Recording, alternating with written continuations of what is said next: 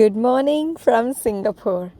ఈరోజు Thursday 25th of September, officially మన second day of Japan trip. ఈరోజు మనము సింగపూర్ నుంచి టోక్యోకి వెళ్తున్నాము. నేను మీకు ఆ journey and early glimpses of Tokyo, అసలు ఆ కన్ఫ్యూజింగ్ ట్రైన్ సిస్టమ్ని మేము ఎలా నావిగేట్ చేసాం ఫస్ట్ డే, అండ్ మాకు సిటీ ఎలా అనిపించింది ఆనెస్ట్గా, ఈ సంగతులన్నీ చెప్పుకుందాము పదండి. నమస్కారం, నేను శ్రీదీప్ అండ్ మా జపాన్ ట్రావెల్ సిరీస్కి స్వాగతం. ఇప్పుడు మార్నింగ్ 4 o'clock అయింది. పెద్దగా సర్దాల్సినవి ఏం లేవు. ఇవాళ వేసుకునే క్లోత్స్ అన్నీ నిన్న నైటే తీసి బయట పెట్టుకున్నాము. సో జస్ట్ స్నానాలు చేసేసి నైట్ డ్రెస్సెస్ సర్దుకోవడమే. అండ్ మా ఫ్లైట్ వచ్చేసి 7:40కి ఉంది మార్నింగ్. సో మేము ఎయిర్పోర్ట్లో వెళ్ళి 6 o'clock కల్లా ఉందాము అనేది ప్లాన్. సో ఇప్పుడు అరౌండ్ 5:30 అవుతోంది. సో ఇప్పుడే ఇంకా హోటల్ చెక్అవుట్ చేసేసాము. హోటల్ వాళ్ళే మా కోసం ట్యాక్సీ బుక్ చేశారు.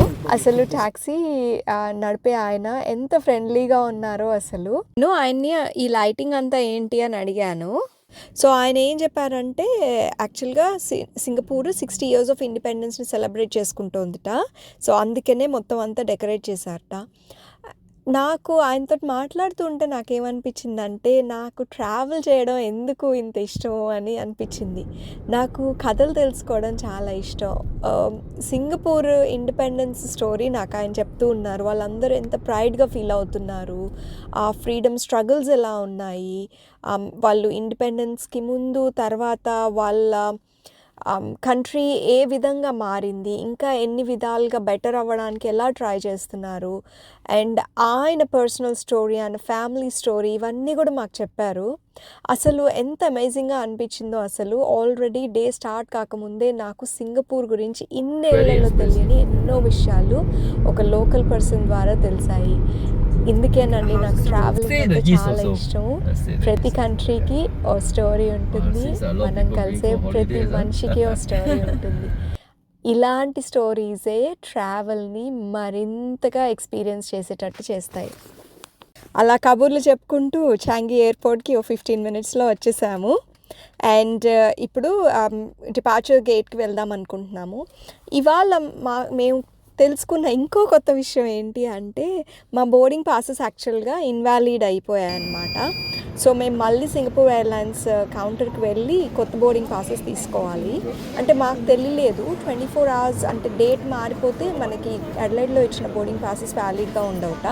సో కొత్త బోర్డింగ్ పాసెస్ తీసుకొని ఇంకా మేము డిపార్చర్ గేట్స్ నుంచి వెళ్ళిపోయాము.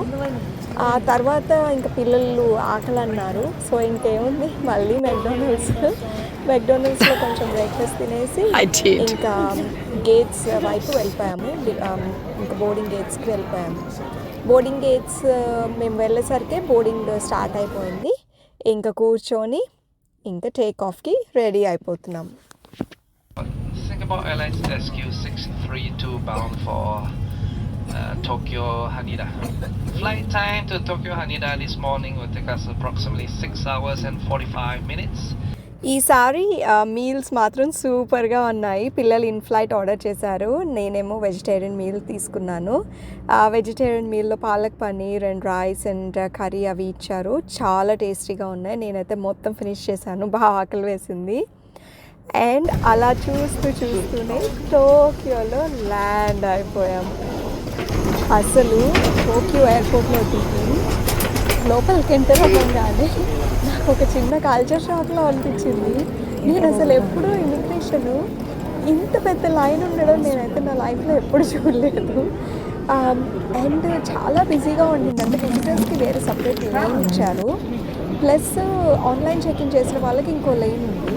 మేమైతే ఆన్లైనే ఆల్రెడీ చెక్ చేసి వచ్చామన్నమాట. ఫామ్స్ అన్నీ ఆన్లైనే ఫిల్ చేసాము. కానీ నేను అసలు QR codes అవన్నీ స్కాన్ చేసి ప్రింట్ చేసి తెచ్చుకోవడం ఎంత మంచిదైందో, లేకపోతే ఇక్కడ బాగా ఇబ్బంది పడేవాళ్ళము. సో నా చాదస్తం కొంచెం పనికొచ్చింది. సో ఇంకా QR codes అన్నీ బార్కోడ్ స్కాన్ చేసేసి ఇమిగ్రేషన్ అంతా క్లియర్ చేసి బయటికి వెళ్ళాము. ఆల్మోస్ట్ 45 minutes పట్టింది. ఇంక ఇమిగ్రేషన్ క్లియర్ చేసి బయటకు వచ్చాము. బ్యాగేజ్ క్యారేజాల్ ఎక్కడుందా అని చూస్తే మొత్తం అంతా జపనీస్లో రాసింది. ఇంకా నయం కనీసం నెంబర్లన్నా ఇంగ్లీష్లో ఉన్నాయి. దాంతో మా ఫ్లైట్ నెంబర్ పట్టుకొని ఏ నెంబర్ క్యారసోలో చూసుకొని ఆ క్యారసోల్కి వెళ్ళి మేము మా లగేజ్ అంతా కూడా తీసుకున్నాము. నేను భయపడినట్టుగా పెద్ద కస్టమ్స్లో పెద్ద ఇబ్బంది ఏం రాలేదు. కానీ ఇంట్రెస్టింగ్ థింగ్ ఏంటంటే ఇక్కడ ఎయిర్పోర్ట్లో స్టాఫ్ కూడా చాలా మినిమల్ ఇంగ్లీష్ మాట్లాడుతున్నారు. అసలు కస్టమ్స్ అయిపోయి బయటికి రాగానే తీసుకున్న ఈ సిమ్ కాస్త యాక్టివేట్ చేశాము. ఏర్లో కంపెనీ సిమ్ వాడుతున్నాము ఈ ట్రిప్కి. మీకు కనుక ఇంకా ఇన్ఫర్మేషన్ కావాలి, ఎందుకు ఈ సిమ్ చూస్ చేసుకున్నాము, ఇలాంటి ఇన్ఫర్మేషన్ ఏమైనా కావాలి అంటే నాకు చెప్పండి, నేను సపరేట్ వీడియో చేస్తాను. ఇదేం స్పాన్సర్డ్ కాదండి. అండ్ సిమ్ అంతా యాక్టివేట్ చేసేసుకున్నాక ఏటీఎం నుంచి మనీ విత్డ్రా చేసుకోవడానికి వెళ్ళిపోయాము. మేము ఒక ట్రావెల్ కార్డ్ క్యారీ చేస్తున్నాము. బట్ అది మాస్టర్ కార్డే. బట్ అయినా కూడా ఆల్వేస్ క్యాష్ ఉండడము బెటర్ అన్నట్టు నేను ఒక 100,000 yen ఇక్కడ విత్డ్రా చేస్తున్నాను.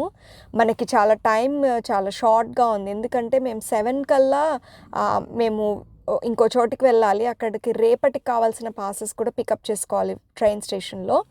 ఇప్పుడు మన ఫ్లైట్ ఏమో 3:30కి ల్యాండ్ అయితే ఇప్పుడు ఆల్మోస్ట్ 5:05 అయింది టైము.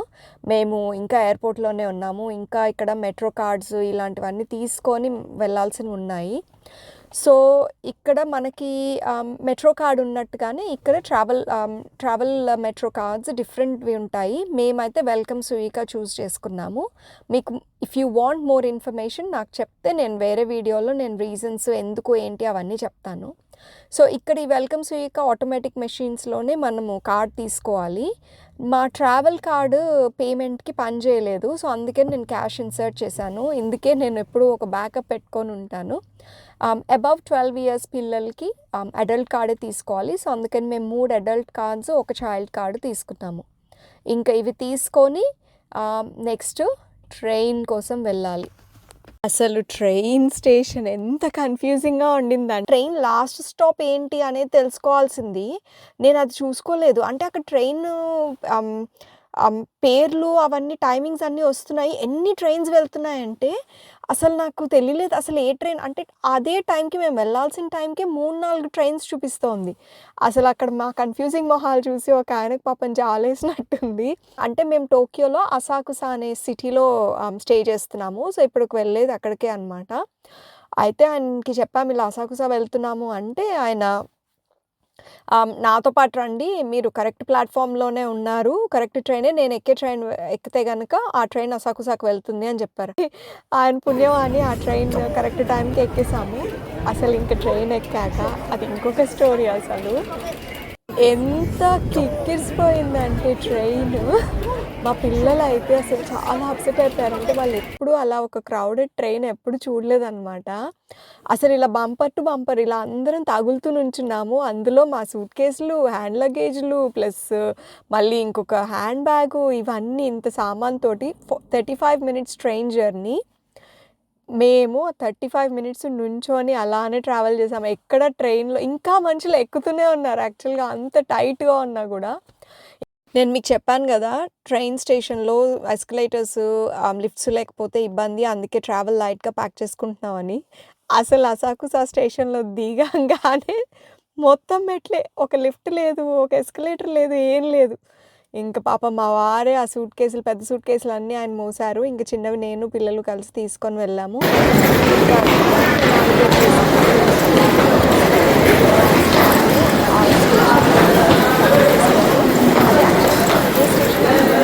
అసాకుసా అనే పేరు ఉండింది, కానీ అది టోబు అసాకుసా స్టేషను. సో అది ఇది ఒకటి కాదుట. సో అందుకని మళ్ళీ అదొక 7 minutes వాక్ ఉండింది ఇక్కడి నుంచి. సో ఆ సామాన్ అంతా తీసుకొని పరిగెత్తుకొని ఎలా అయితేనే 7 కల్లా అక్కడ చేరుకొని కావాల్సిన పాసెస్ అయితే కలెక్ట్ చేసుకున్నాము. ఇంకా అట్లా కలెక్ట్ చేసుకున్నాక అకామిడేషన్కి 5 minutes వాకే ట్రైన్ స్టేషన్ నుంచి. ఇంకా అక్కడి నుంచి వాక్ చేసుకొని అకామిడేషన్కి వెళ్ళిపోయాము. అమ్మాయ అనిపించింది అకామిడేషన్లోకి వెళ్ళాక. అకామిడేషన్కి రాగానే లగేజ్ అంతా పెట్టేసి వెళ్తామని చెప్పి వెళ్ళాము. అయితే కొన్ని రౌండ్ కేసెస్ దగ్గరలో ఉన్నాయి, కానీ అది అసలు ఇంగ్లీష్ మెన్యూ లేకుండింది. అండ్ నాకు అంత కన్ఫ్యూజింగ్గా అనిపించాయి. అంటే వాటిలో వెజిటేరియన్ ఆప్షన్స్లో కూడా అది ఫిష్ సాస్ అవి వేసినట్టుగానే ఉన్నాయి వాళ్ళ పిక్చర్స్ తోటి. అండ్ వాళ్ళకేమో భాష రాదు, సో వాళ్ళు ఎక్స్ప్లెయిన్ చేయలేకపోయారు. అబ్బా ఫస్ట్ డేనే ఇంత రిస్క్ ఎందుకు అని చెప్పి ఇంకా దగ్గరలోనే సూపర్ మార్కెట్, ఆపోజిట్లోనే సూపర్ మార్కెట్ ఉంటే నడుచుకుంటూ వెళ్ళిపోయి ఇంకా సూపర్ మార్కెట్ కొంచెం ఎక్స్ప్లోర్ చేసి కాస్త ఉప్పు అలాంటివి కొన్ని కొనుక్కోవాల్సినవి, ఆయిల్, ఉప్పు అలాంటివి కొన్ని తీసుకొని పిల్లలకి రేపటికి కావాల్సిన స్నాక్స్ తీసేసుకొని కొన్ని ఎగ్స్ తెచ్చుకున్నాను.